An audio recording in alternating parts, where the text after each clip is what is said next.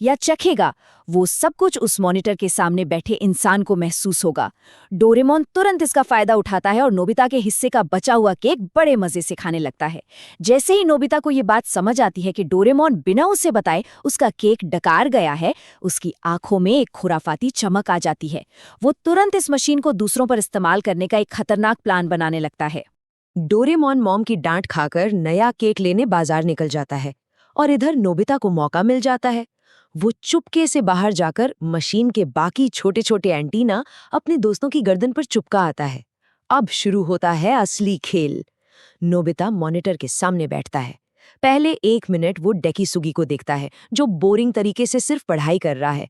Nobita channel बदलता है।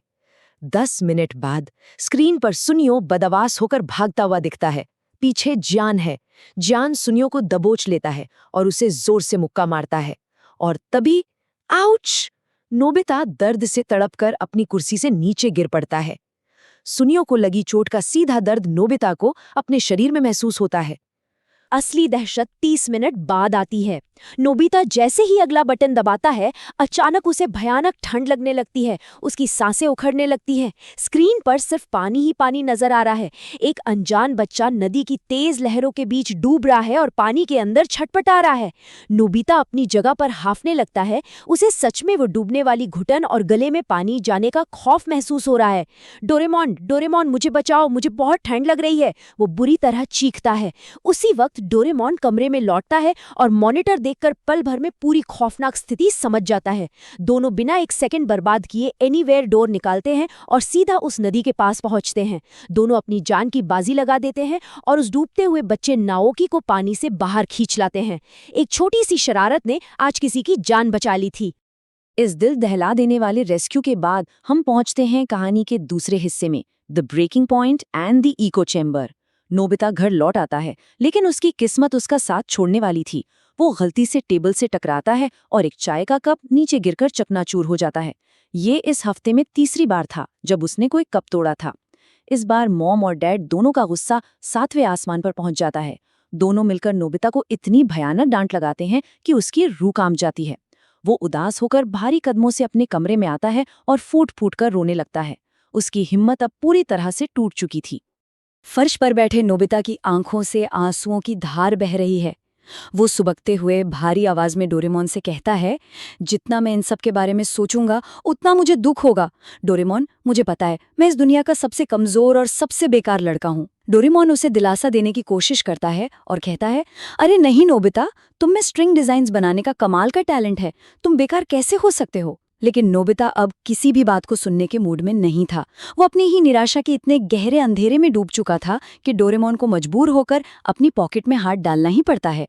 और तभी डोरेमोन बाहर निकालता है एक ऐसा गैजेट जो नोबिता के लिए किसी मीठे जहर से कम नहीं था, सिंपैथाइजिंग रोबोट। ये रोबोट दिखने में एक बेहद प्यारी और मासूम सी लड़की जैसी है। इसका सिर्फ एक ही काम है, सामने वाले की हर बात में हाँ मिलाना और उसे सिर्फ अच्छी अच्छी बातें कहकर दिलासा देना। ये उस कड़क और खतरनाक स्ट्रिक्ट रोबोट के बिल्कुल उलट है जो इंसान से दिन रात पसीना बहाने को कहता है। सिंपैथाइजिंग रोबोट जैसे ही बाहर आती है, वो तुरंत अपनी मीठी और सुरीली आवाज में नोबिता के पास जाती है और उसके आंसू पोंछने लगती है। लेकिन नोबिता को ये नहीं पता था कि ये मीठी आवाज उसे असल दुनिया की सच्चाई से बहुत दूर ले जाने वाली है। तभी कमरे में मॉम आ धमकती हैं और उसे फिर से कड़क आवाज में डांटती हैं कि उसे अच्छे मार्क्स लाने के लिए जी तोड़ मेहनत करनी ही होगी।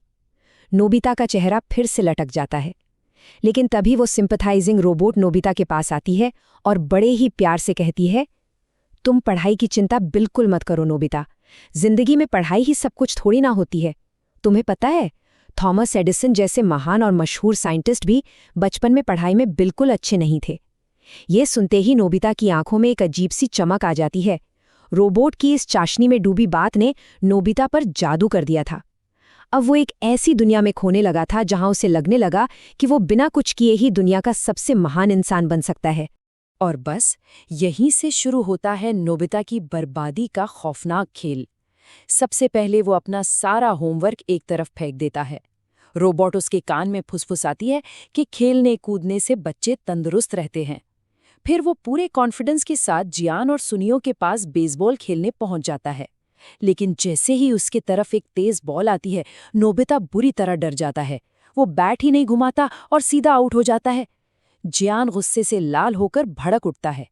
लेकिन तभी रोबोट नोबिता के पास आकर कहती है, अरे बेसबॉल तुम्हारे लिए बना ही नहीं है नोबिता, वो बॉल बहुत तेज थी।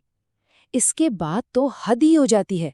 नोबिता अपने सारे दोस्तों को छोड़कर एक सुनसान और खुले मैदान में जाकर बैठ जाता है और पूरी दुनिया से कटकर अकेले ही अपनी उंगलियों से स्ट्रिंग के साथ खेलने लगता है। लेकिन कहानी में असली दर्द तब आता है जब वहां से गुजरते हुए शिजुका और जियान उसे अकेले स्ट्रिंग के साथ खेलते हुए देख लेते हैं। जियान उसका बुरी तरह मजाक उड़ाते हुए जोर जोर से हंसता है और शिजुका भी कह देती है कि लड़कों को तो मैदान में दौड़ भाग कर खेलना चाहिए, ऐसे लड़कियों की तरह चुपचाप बैठे नहीं रहना चाहिए। शिजुका वहां से चली जाती है। नोबिता का दिल एक बार फिर चकनाचूर हो जाता है, लेकिन वह सिंपैथाइजिंग रोबोट तुरंत उसके कंधे पर हाथ रखती है और कहती है, तुम इनकी फिक्र बिल्कुल मत करो नोबिता, तुम हमेशा सही हो। शिजुका के बारे में भूल जाओ, मैं तुम्हारे लिए उससे भी बहुत अच्छी दोस्त ढूंढ के लाऊंगी। ये रोबोट अब नोबिता को एक ऐसे खतरनाक भ्रम के जाल में जकड़ चुकी थी जहां कोई उसे उसकी गलती बताने वाला नहीं बचा था। अब आता है कहानी का सबसे बड़ा मोड़, द रियलिटी चेक। दूर खड़ा डोरेमोन ये सब बिल्कुल खामोशी से देख रहा था। उसके चेहरे पर गहरी चिंता थी। उसे एहसास हो गया था कि अगर ये रोबोट ऐसे ही नोबिता को झूठी तारीफों की हवा में उड़ाती रही तो नोबिता की पूरी जिंदगी हमेशा के लिए तबाह हो जाएगी। डोरेमोन तेजी से भागता हुआ नोबिता के पास आता है। नोबिता, बहुत हो गया, मुझे तुम्हें तुम्हारा फ्यूचर दिखाना ही पड़ेगा। डोरेमोन बिना एक पल गवाए अपना टाइम टीवी निकालता है और स्क्रीन ऑन कर देता है। वो नोबिता को आज से ठीक 15 साल बाद का एक ऐसा भयानक सच दिखाता है जिसे देखकर किसी की भी रूह कांप जाए। मुझ पर पूरी सख्ती कर सके, जो मुझे डंडे मार मार कर पढ़ाए। तुम मुझे वो स्ट्रिक्ट रोबोट दे दो। नोबिता रोते हुए और जमीन पर घुटने टेक कर डोरेमोन के सामने गिड़गिड़ाने लगता है। लेकिन कहानी में सबसे भयंकर ट्विस्ट तो तब आता है जब डोरेमोन सच में नोबिता को वो स्ट्रिक्ट रोबोट दे देता है। अब नोबिता के कमरे का नजारा पूरी तरह से बदल चुका है। रात का समय है, मॉम प्यार से नोबिता के लिए खाना लेकर आती हैं, लेकिन वो विशाल और डरावना स्ट्रिक्ट रोबोट मॉम का रास्ता रोक लेता है और एकदम कड़क रोबोटिक